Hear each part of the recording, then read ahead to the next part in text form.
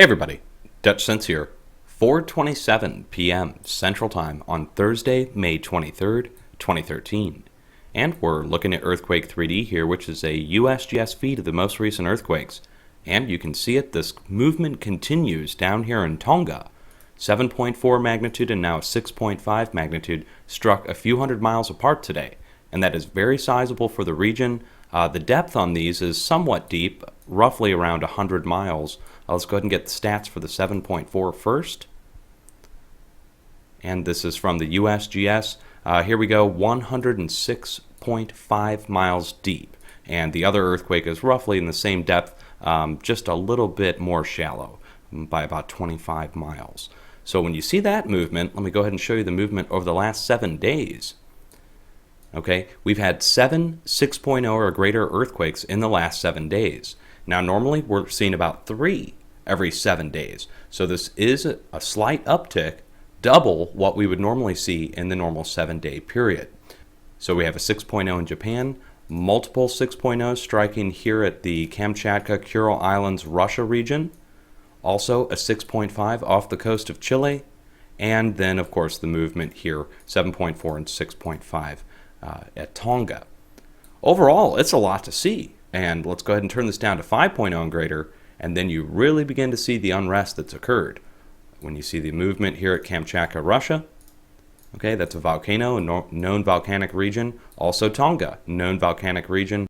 And that's again over the last 7 days, 5.0 and greater. Let's just take that. There we go. This is 5.0 and greater. All right, now let's look at the United States just really quick, and we'll end this little update here. We had multiple earthquakes along the edge of the North American craton this past week. So we had 4.0 movement up here in Canada, right near Ottawa, and then going southwest down here to Arkansas, multiple earthquakes at a large fracking operation, and then multiple earthquakes at the Oklahoma fracking operations, earthquake at the Colorado fracking operations. And in case you're doubting this at all, wondering how do we know it's fracking, you can go look up these earthquakes and see what's directly at the epicenters. I've already done that, put it on my blog, put multiple screenshots of the different earthquakes that have occurred and what's at the epicenter. So for instance, you can definitely tell this is a huge frac well operation. I got tired of doing place marks. There's so many more. It goes off in all directions. You have a bunch of little square pads. You zoom in on the square pads, and here's your frac well. All right, so 3.5 there. That's just one of many. That's Arkansas. And you can come over to my website. I'll put a link down below so you guys can check this stuff out if you're interested in it. Not many people even share this information. Only a handful of people even care about it. Got 100 people maybe that actually share the information on a daily basis when there's an earthquake, fracking-wise. It's hard to pique interest on that. We had a huge amount of weather modification take place, which we won't touch on here, but that is kind of strange too, that we saw earthquakes happening in the same regions that this weather modification was taking place over the past couple days. So Oklahoma, Arkansas, Texas, smaller earthquakes. Come back to the United States here, and you see up here in the Pacific Northwest, near Yellowstone. This is Montana now, right across from Yellowstone, and this is documented on my website as well. Just come on, scroll down below all the weather mod posts, and you'll see the dormant volcano post here. So when you see the map here, here's Yellowstone. They've had a series of earthquakes over the last month and a half. Largest of which I think was a 4.4 down here somewhere, which is not marked on this screenshot here. But we do have dormant volcanoes to the east, and just to the south here, out of the shot here, down here south of 15, you have 2 volcanoes, Hell's Half Acre and Craters of the Moon. So that's a lot of movement to see at a dormant volcanic chain, especially Yellowstone. When you see that kind of movement happening at Yellowstone, and then you see the fracking earthquakes happening, and then you see the stress transfer across the North American plate to the northeast up here in Canada. So it's pretty interesting to see that happen this past week. Overall, take a look at the last 7 days of earthquakes. This is 2.5 and greater in the United States, 4.0 and greater internationally. So U.S. showing the movement across the North American plate, all the way down the East Pacific, going down to Chile.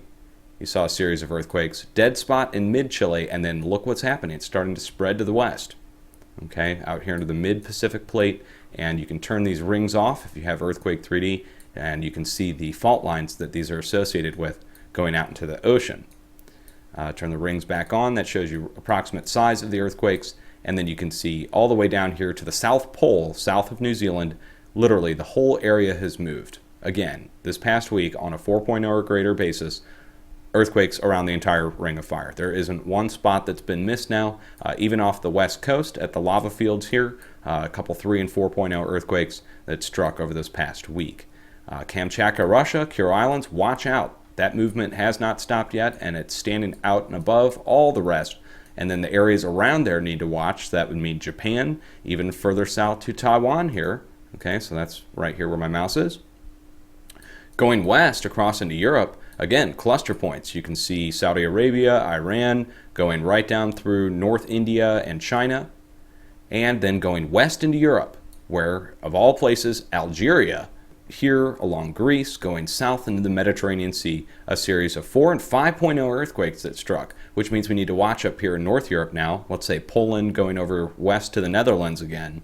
Anywhere in this region here needs to watch for that 4.0 movement in the next week to 2 weeks as this movement continues.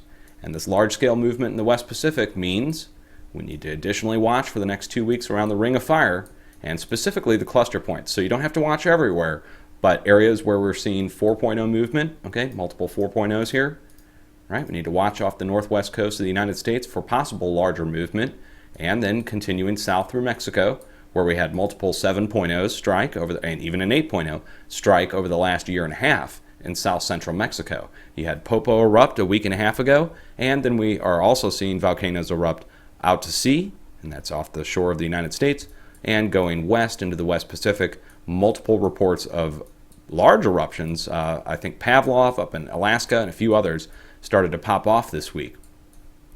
And this is just looking at Earthquake 3D, folks. If you guys are really curious, you can come over to my YouTube page or go to my blog. Either one has it. We've got links to all the earthquake monitoring sites, and you can come over and go through the charts. To go through the charts, let's just do one really quick here. Let's go check Yellowstone, for instance.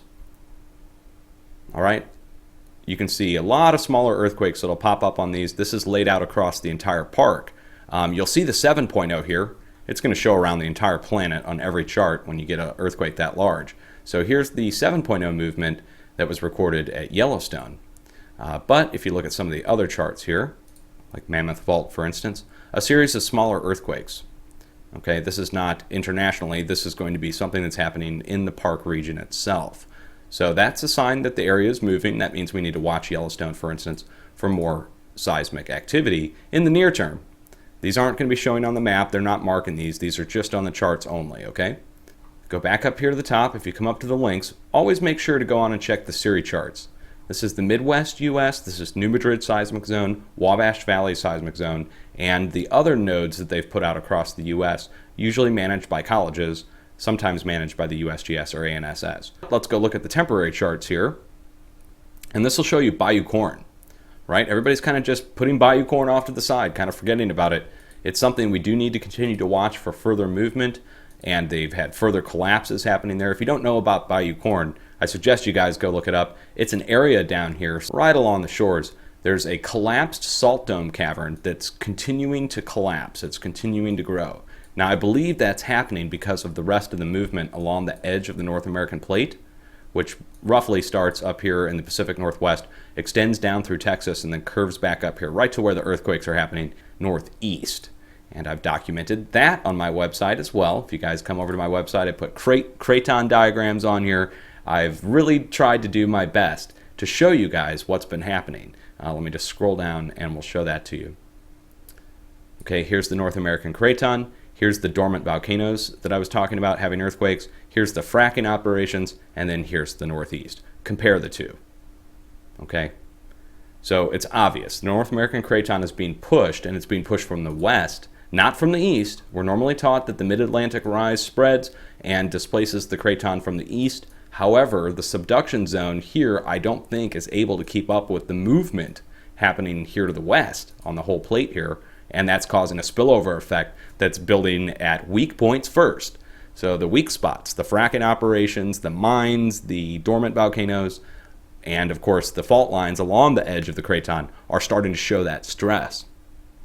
Okay? Hang in there, folks. Much love. Have an earthquake plan ready and be prepared. Also, severe weather. I didn't even get a touch on that, but always have a severe weather and earthquake plan ready just in case. Even if you don't normally live in a seismically prone area, just have one ready. Make sure that your friends, family, loved ones, coworkers know it, have it in the back of their head what to do in case something strikes. Okay? Much love. Be safe.